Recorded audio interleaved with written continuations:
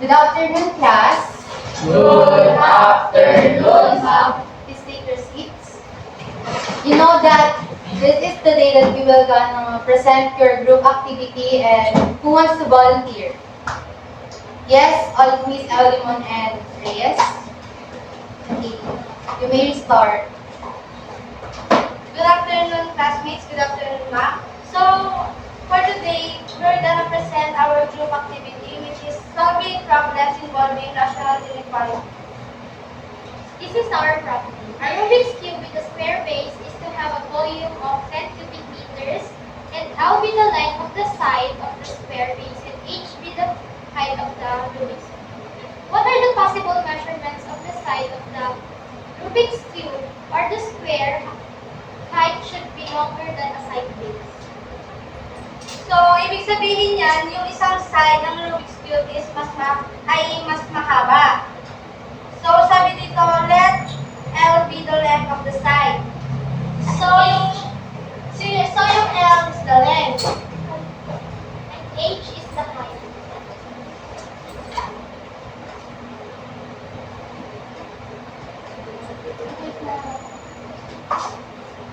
Ang tanong dito, what are the possible measurement of the side of the square if the height is longer than the side base? So, ang kung natin yan, di ba ang formula sa pagkuha ng volume ng base is?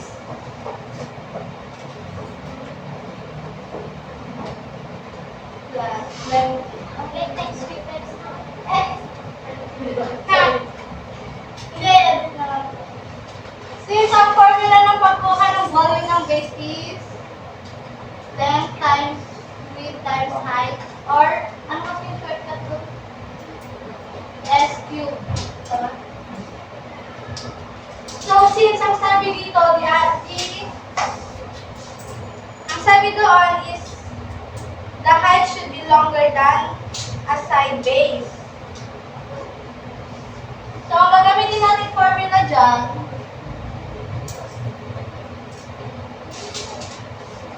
volume equals x squared h and v.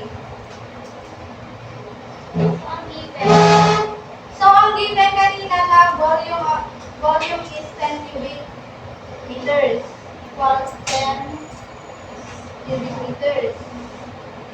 Kung nagtataka kayo, bakit ganyan yan? Kasi sabi nga yung the other side of the height should be longer, so squared siya. Tapos, mag-ano na tayo? Mag-tawag dito.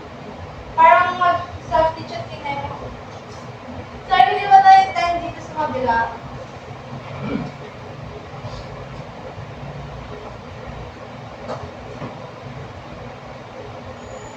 Ganyan. So, mag-ano na tayo? Mag-solve na tayo. Ililipat natin yung h dito, since height ang nawawala. Kaya magiging 10 cubic meter over s squared. Less than 0.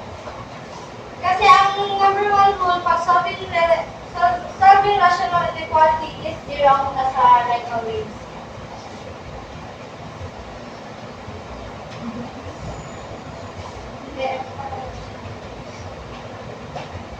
Since hindi siya 1/3 sa left side, gagawin natin siyang 1/3. Magiging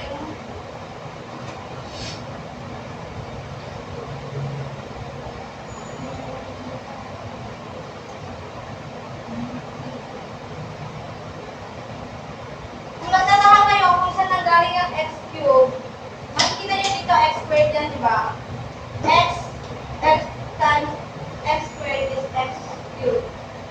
Ganyan. Pag nag-multiply ka kasi ng ganyan, yung exponent nila kung pag-add nyo, kaya yan. Tapos, ano lang yan? Since okay na yan, iba na siya, tawag ito.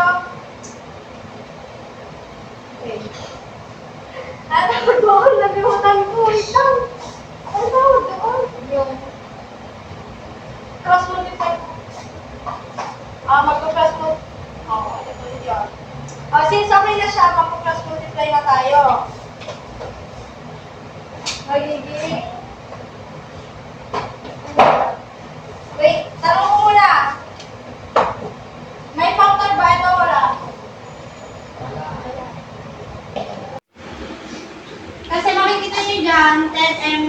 squared yan, di ba? 10 meters squared.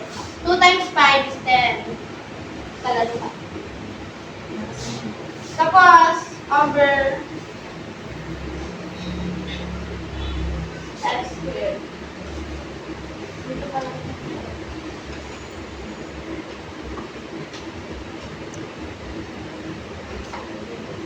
Sino may idea kung ano ang zeros nito?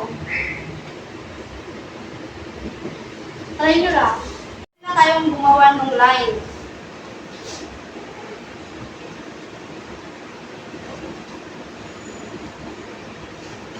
Oh, may tanong ako. Yung zero ba, shaded or not shaded? Shaded ang zero. Domingo?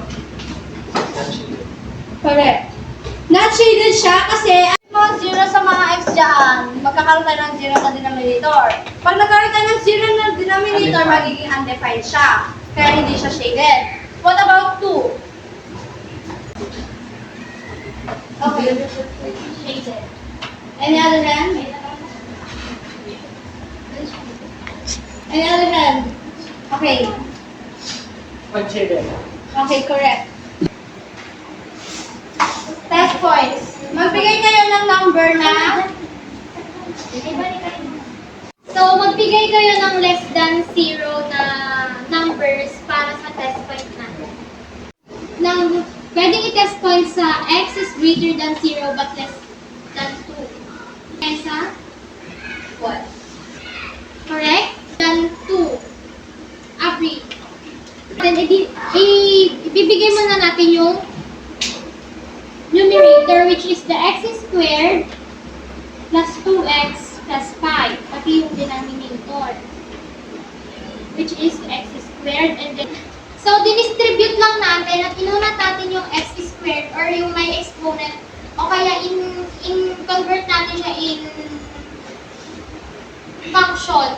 Uunahin natin i-test point yung numerator. So, paano nga ba gagawin or i-solve ito? Yung negative 1, ipapalitan lang natin yung x ng negative 1. Ano yung negative 1 squared? Negative 2. Negative 3. Tapos negative 3 plus 5. Positive. 1 plus Like, diba? So, ulitan natin, di ba? Negative 1 squared is positive 1. Positive 1 plus negative 2. Positive 1. Positive 1 plus 5. negative Positive. Hindi. Negative. In conclusion, solving problems involving rational inequalities is vital for developing a deeper understanding of mathematical relationships and behaviors. This process enhances critical thinking skills as it requires a student to analyze expressions, determine solution sets, and interpret graphical representations. Mastery of rational inequalities prepares individuals to tackle complex problems in both mathematics and real-life applications, fostering greater confidence in their problem-solving abilities. Ultimately, this knowledge lays a solid foundation for advanced mathematical concept and practical decision-making.